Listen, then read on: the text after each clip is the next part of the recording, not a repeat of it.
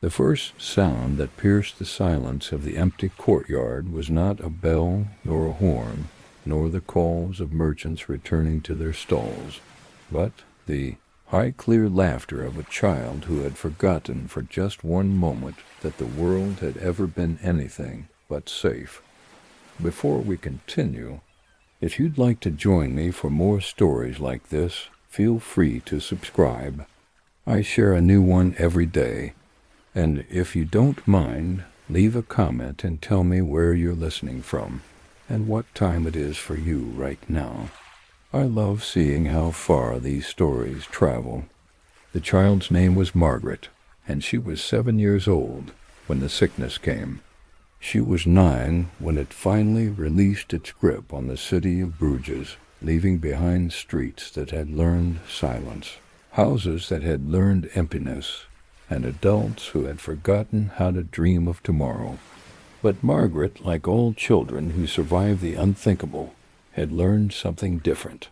She had learned that joy, when it returns, tastes sweeter than honey pulled fresh from the comb on a summer morning.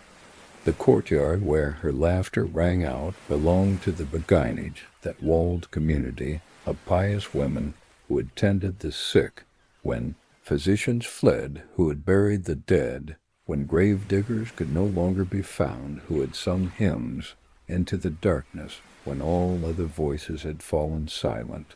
The beguinage had lost 32 of its sisters to the plague, their small white houses standing empty like teeth missing from a smile. But the surviving women had not abandoned their walls. They had scrubbed the stones with vinegar and prayers, burned sage and rosemary in every room, and slowly, carefully, begun the work of living again. It was Sister Beatrice who had invited the children back first. She was 43 years old, with hands made strong from years of washing linens and grinding herbs, and a face that had seen too much death to fear much of anything any more. On a morning in late April, when the air still carried winter's memory, but the sun promised something warmer, she had opened the beguinage gate and called to the children huddled in the street beyond. "Come," she had said simply. "Come and play." The children had stared at her as if she had spoken in a language they no longer understood. Play. The word seemed to belong to another lifetime, another world, one that had existed before the carts came rumbling through the streets calling for the dead, before the red crosses appeared on doorways, before silence became the city's permanent companion. But Margaret, who had always been braver than caution suggested, had stepped forward. Her mother had died in the second wave of sickness, her father in the third. She lived now with her Aunt Helena, a weaver whose hands never stopped moving, whose eyes never stopped searching the distance for dangers that might be approaching. Helena had survived by being vigilant, by trusting nothing, by keeping Margaret close and the world at arm's length. But Helena was at her loom that morning, and Margaret had slipped out while her aunt's attention was caught in the rhythm of the shuttle, and so she stood before Sister Beatrice, with nothing but her own curiosity to guide her. "What shall we play?" Margaret had asked, and the question hung in the air like a bell that had forgotten how to ring. Sister Beatrice had smiled then, and it was a real smile, not the careful half-expression that adults had been wearing like masks for 2 years. "Whatever you wish," she said. "The courtyard is yours." And so Margaret had run. She had run in circles first for no reason except that her legs remembered how, and the space was open, and the sun was warm on her face. Then she had spun, arms out, head back, until the sky and the walls blurred together, and she had to stop, dizzy and breathless. And then she had laughed, because dizziness was funny, and because spinning was silly, and because she was 9 years old and alive and standing in the sunshine. Other children heard that laughter. It traveled through the streets of Bruges like a rumor, like hope, like a question no one dared to ask aloud. Could it be safe? Could it be over? Could children laugh again? By afternoon, 6 children had gathered in the Beguinage courtyard. By week's end, there were 20. By month's end, Sister Beatrice had to establish rules, not to keep the children out, but to manage the beautiful chaos of their presence. The Beguinage became an island of recovery in a city still learning to breathe. While adults moved through the streets with careful steps and careful words, while merchants reopened shops with trembling hands, while the city council met in endless sessions to debate how to manage the aftermath of catastrophe, the children of Bruges found their way back to themselves in that walled courtyard. They played games that had been old when their grandparents were young. They sang songs that had survived the plague, because songs, unlike people, cannot sicken and die. They argued over rules and made alliances and broke them and formed new ones, because this is what children do, what children have always done, what children must do to learn how to be human in a world that is not always kind. Sister Beatrice watched them with something that might have been joy, if joy had not seemed too presumptuous a feeling, for someone who had washed so many bodies, closed so many eyes, whispered so many prayers over graves that had to be dug in haste because there were always more bodies waiting. But perhaps it was joy anyway. Perhaps joy, like children's laughter, was resilient enough to survive anything. The other sisters watched too, at first with concern, then with cautious approval, and finally with something approaching gladness.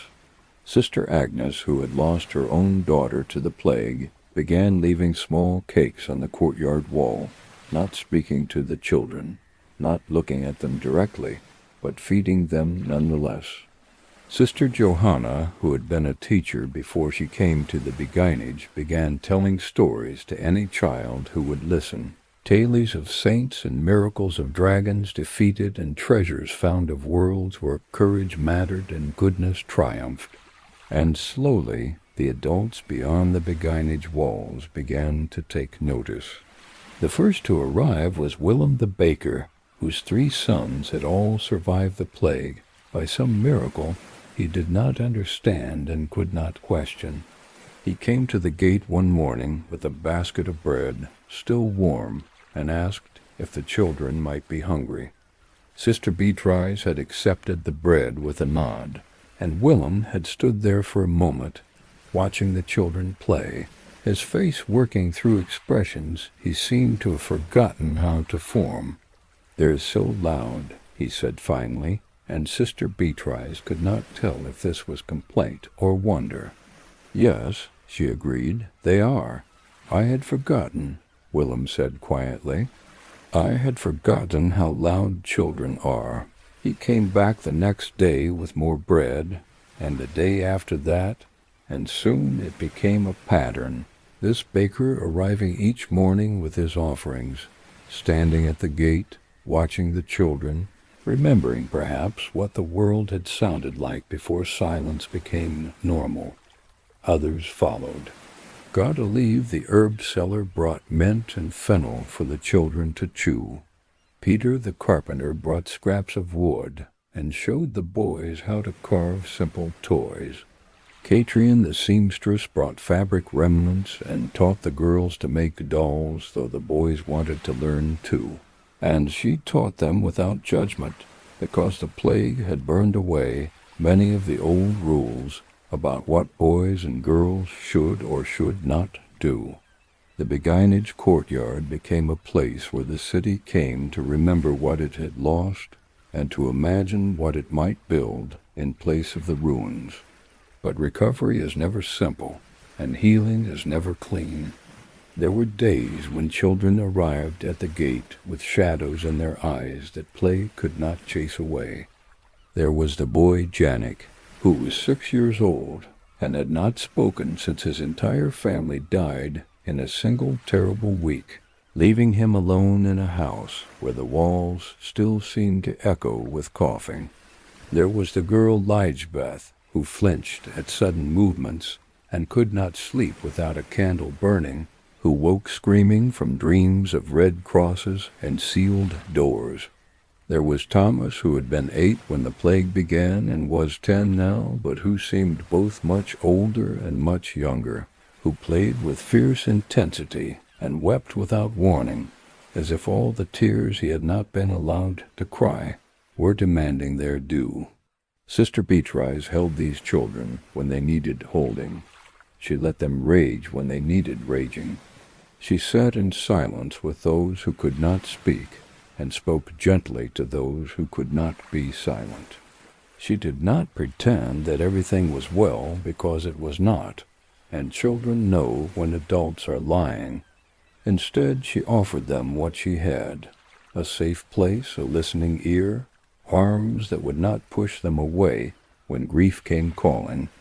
"They carry so much," Sister Johanna said one evening as the sisters sat together in their common room, mending clothes by candlelight. "How can such small people carry so much?" "They carry it because they must," Sister Agnes replied, her needle moving in steady rhythm. "Just as we do." "But they are children," Sister Johanna protested. "They should not have to." "No," Sister Beatrice agreed. "They should not, but they do. And so we help them carry it until the burden grows lighter, or until they grow strong enough to bear it." The work of recovery they were all learning was not a single moment of healing, but 1,000 small moments, repeated day after day, week after week, month after month. It was Margaret learning to speak of her mother without dissolving into tears. It was Janek finally whispering his first word in 8 months, "hungry," and Sister Agnes weeping with joy as she brought him bread. It was Ligebeth sleeping through the night for the first time, and Thomas laughing at a joke without the laughter turning to sobs. It was the slow, painful, beautiful work of becoming whole again, or at least whole enough to continue. Spring deepened into summer, and the beguinage gardens bloomed with roses and lavender, and the children learned the names of flowers they had been too young to remember from before the plague. They helped the sisters tend the herb beds, getting dirt under their fingernails and learning which plants healed coughs and which eased pain, and which could be brewed into tea that helped with sleep. They fed the chickens that pecked in the courtyard and gathered eggs warm from the nest, and felt, perhaps, the satisfaction of caring for something that depended on them, the way they had once been cared for. The city beyond the beguinage walls was healing too, in its own way, at its own pace. Markets reopened, though many stalls remained empty. Guilds began accepting apprentices again, though there were fewer masters to teach them. Churches held services, though congregations were smaller and hymns were quieter, as if voices had forgotten how to fill the space that faith required. But there were signs of hope, small but undeniable. New babies were being born, their cries of promise that life would continue. Young couples were marrying, betting on a future that might be kinder than the past. Fields beyond the city were being planted again, and though there were not enough hands to work them all, those that were worked showed green shoots rising toward the sun. And everywhere, slowly, the sound of children's voices was returning. It happened in scattered moments at first. A child running through the market, forgetting to be quiet. A group of boys playing knucklebones in an alley, their shouts of triumph echoing off the walls. A girl singing as she helped her mother hang laundry, the melody slightly off-key, but earnest. The adults who heard these sounds reacted in different ways. Some smiled, grateful for the reminder that life persisted. Some winced, the joy too sharp after so much sorrow. Some wept, overwhelmed by feelings they could not name, and some grew angry, irrationally, furiously angry, because how dare these children laugh when so many were dead? How dare they play when the world had ended? It was this anger that eventually found its way to the Beguinage Gate. Her name was Mechthild, and she had lost everyone. Her husband, her 3 children, her parents, her sister's entire family. She was alone in a way that made solitude feel like a physical weight, crushing and inescapable. She had survived the plague through chance or fate or divine cruelty. She no longer knew which, and no longer cared to distinguish, and she moved through the world like a ghost, present but not alive, breathing but not living. The sound of children's laughter from the Beguinage courtyard reached her one afternoon as she walked past, and something inside her broke.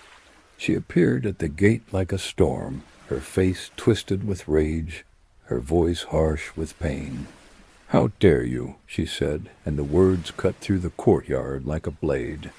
"How dare you let them play while our children lie in the ground?" The children fell silent instantly, their games abandoned, their joy extinguished like a candle in a sudden wind.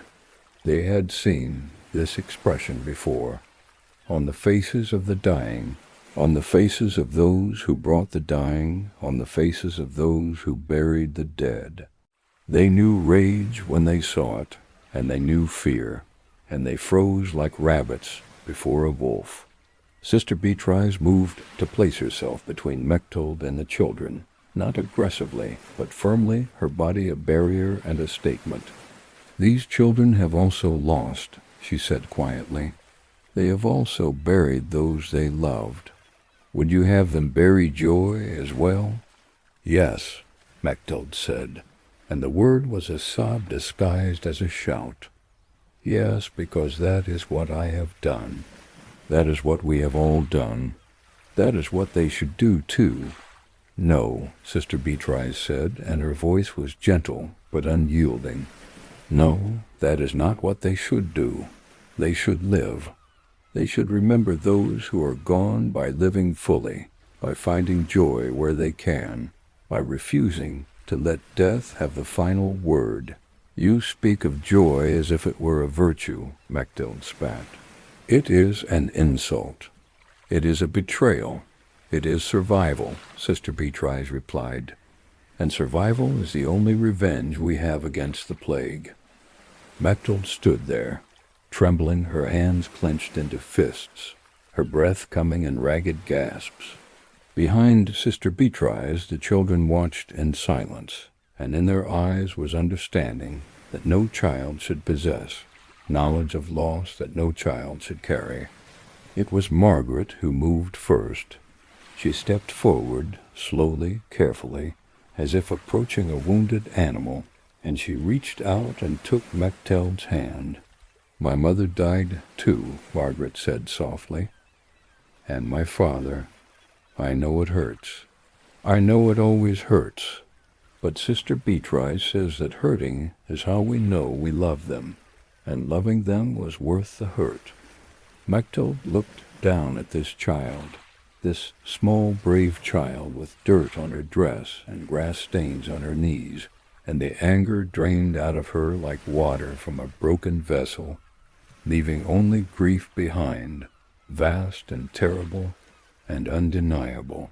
She sank to her knees in the gateway, and she wept, and Margaret held her hand and wept with her, and Sister Beatrice laid a hand on both their shoulders and said nothing, because there were no words adequate to the moment. The other children approached slowly, cautiously, drawn by something they could not name, but recognized nonetheless.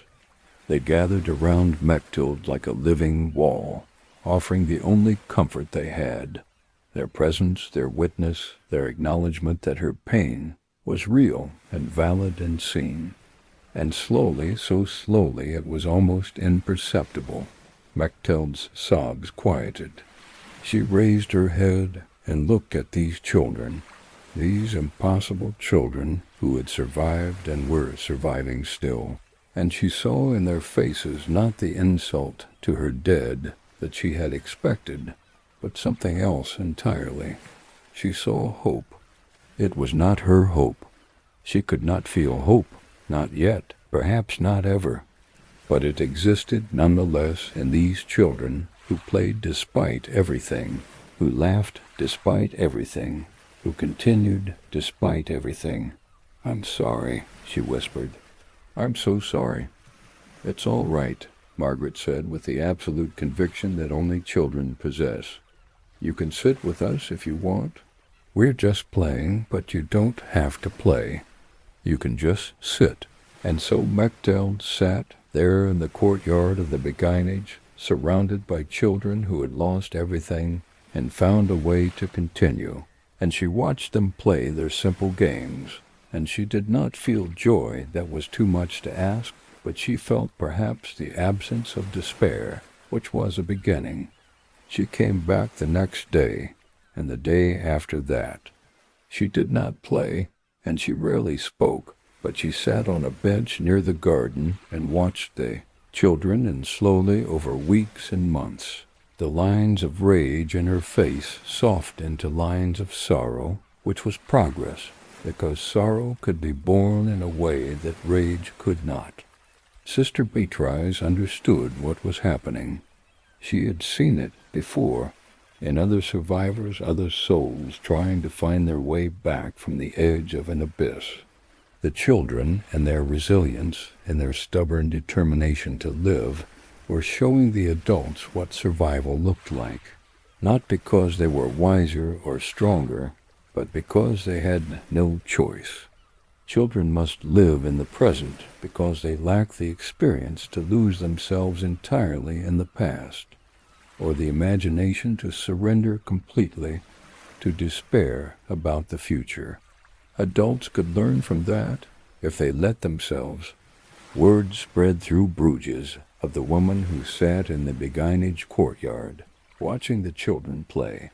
Others came, tentatively at first, to see for themselves. Some came once and never returned, the sight too painful, the reminder too sharp. Others came and kept coming, finding in the children's games a sort of meditation, a way to exist in the present moment without being consumed by memory. The beguinage courtyard became more than a playground. It became a place of pilgrimage for the wounded, a temple for the grieving, a sanctuary for those who needed to remember that life could still be lived, even after everything. Summer's heat gave way to autumn's coolness, and the leaves in the beguinage garden turned gold and red, and fell in drifts that the children jumped in with shrieks of delight. The plague did not return that autumn, and as the weeks passed without new sickness, without new deaths, the collective breath that the city had been holding began, cautiously, to release. Perhaps it was truly over. Perhaps they had survived. The children grew taller, stronger, louder. Janek spoke in full sentences now, telling elaborate stories about dragons and knights and magical swords. Lisbeth no longer flinched at sudden movements and had begun teaching the younger children the songs her mother had taught her before the plague, preserving memory through melody. Thomas still wept sometimes, but less often, and between the tears he smiled more readily, laughed more freely, allowed himself to be a child again, at least in moments. And Margaret, who had been the first to laugh, became something of a leader among the children, not through force or assertion, but through the simple confidence of someone who believed that tomorrow would come and that it was worth preparing for. She organized games, mediated disputes, and welcomed new children who arrived at the gate with the same fear and hope she had carried 2 seasons earlier. "You remind me of myself," Sister Beatrice told her one afternoon as they sat together shelling peas, their fingers moving in easy rhythm. When I was young, before I came to the beguinage, I was always organizing things, always trying to make order from chaos. Did it work? Margaret asked. Sometimes, Sister Beatrice said with a smile. And when it didn't, I learned that chaos has its own order, if you know how to look for it. Margaret considered this as she split a pod and watched the peas tumble into the bowl. Sister Beatrice, she said after a moment, do you think my mother would be proud of me? The question hung in the air, heavy with the weight of all the things children carry when they lose their parents too soon. Yes, Sister Beatrice said simply. I think she would be very proud. I think she would see you helping other children, being brave when bravery is hard, finding joy when joy seems impossible, and she would recognize in you everything she hoped you would become. Margaret nodded, satisfied, and they continued their work in companionable silence. But that night, alone in her small room, Sister Beatrice allowed herself to weep, because she had told the truth, and the truth was beautiful and heartbreaking in equal measure. These children should not have to be so brave. They should not have to find their own way through grief. They should not have to teach adults how to live again. But they did, and they were, and in doing so, they were saving not just themselves, but everyone around them. The autumn festival came, that celebration of harvest that Bruges had observed for centuries. The previous year, it had been canceled, the city too raw, too wounded, too empty. But this year the council decided to hold it, though in diminished form, a gesture toward normalcy, a test to see if communal joy was possible again. The sisters of the beguinage were invited to participate, and they brought the children with them. The market square had been decorated with autumn leaves and late-blooming flowers, and merchants had set up stalls selling apples and nuts and honey cakes. Musicians played tentatively, their instruments lightly out of tune from disuse, but the melodies were familiar, and familiar was what the city needed. The children scattered through the square like seeds on the wind, drawn to the music, the colors, the smells, the sheer abundance of sensation after so long with so little. They danced with abandon, their movements unschooled but joyful, and they pulled reluctant adults into their circles, refusing to let them remain mere observers. Margaret danced with Willem the baker, who laughed for the first time in 2 years, a rusty sound, but genuine.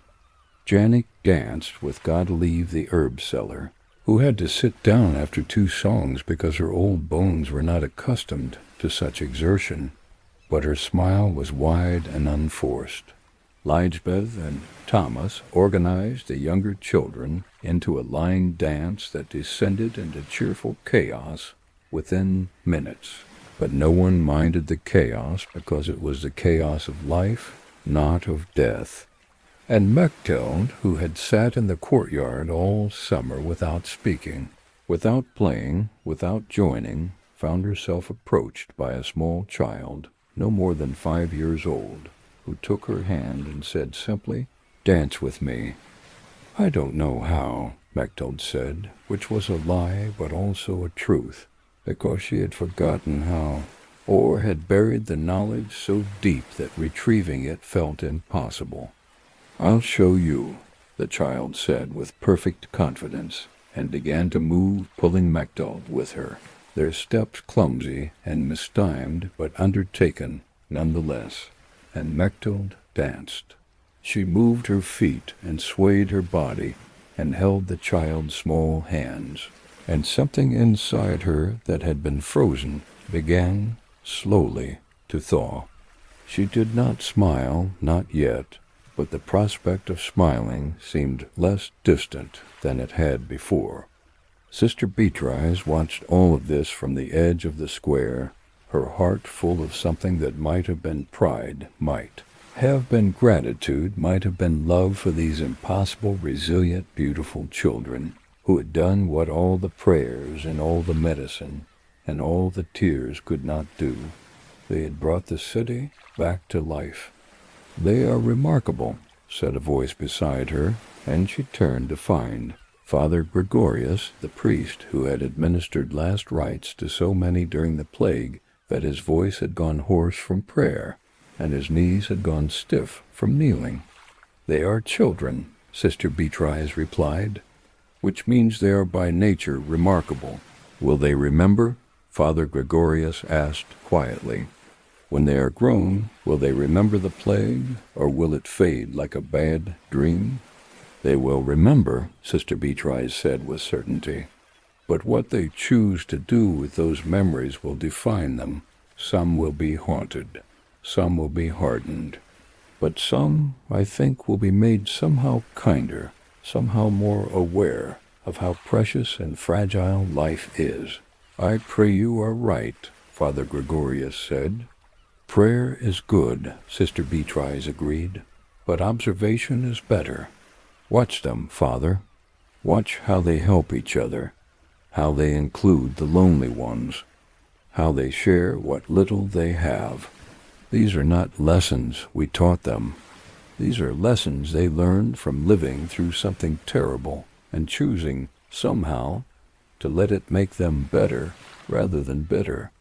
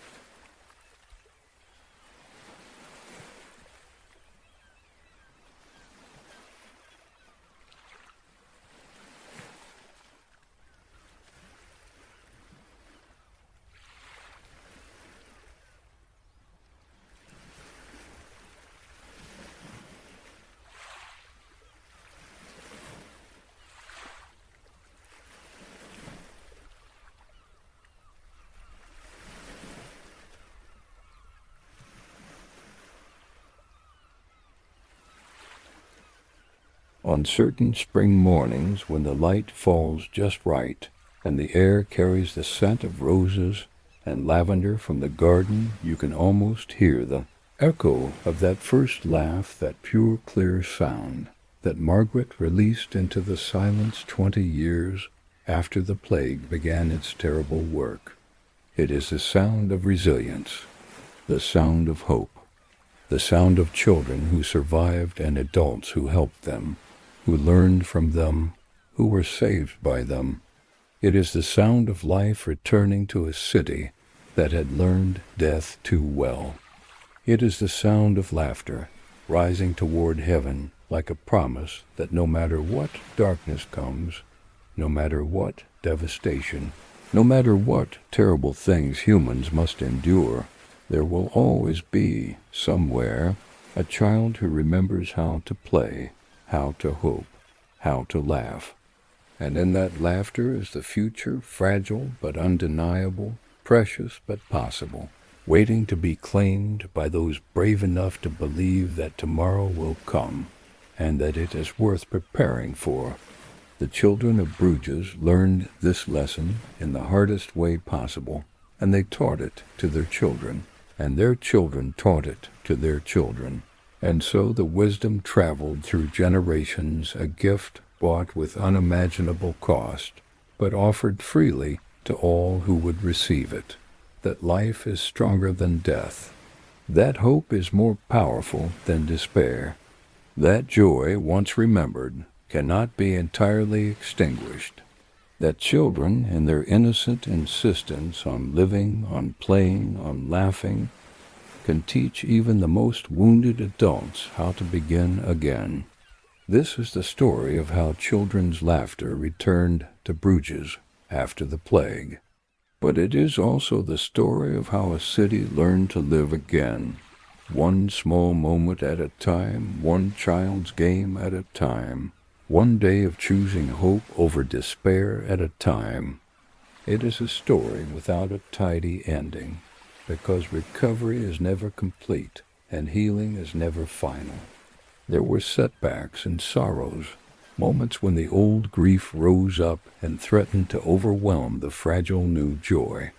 There were people who never recovered, who carried their wounds to the grave, who could not or would not allow themselves to hope again. But there were also moments of transcendence, of beauty emerging from brokenness, of connection formed in the shared experience of survival. There were friendships forged in the fire of mutual loss. There were marriages celebrated with a depth of gratitude that only those who have faced death can truly understand. There were children born to parents who had lost children, and those new lives were treasured with an intensity that bordered on fierce because their parents understood in their bones how easily life could be taken away. The beguinage courtyard witnessed all of this, the full spectrum of human experience in the aftermath of catastrophe. It held space for grief and joy, for memory and hope, for the past that could not be changed, and the future that was still being written. Sister Beatrice, in her final years, would often sit in that courtyard at twilight, when the children had gone home and the sisters had gathered for evening prayers, and she would remember. She would remember the silence before the laughter returned.